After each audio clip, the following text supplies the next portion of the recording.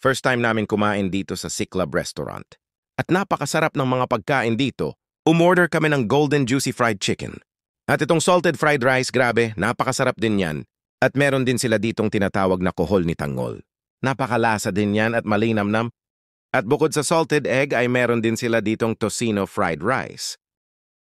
At isa din to sa mga nagustuhan ko ang kanilang scallops na may chili garlic. Sobrang sarap din yan. At ang pinakapaborito ko sa lahat ay itong kanilang sizzling bulalo. Sobrang sarap nito, napakalambot ng karne at sobrang malinamnam talaga.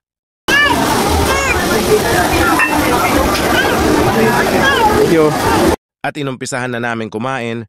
At kung gusto nyo rin pumunta dito, located ito sa Shangri-La Plaza, Mandaluyong City, 4th level. Hanapin nyo lang ang Siklab Restaurant. O siya, hanggang dito na lang, maraming salamat.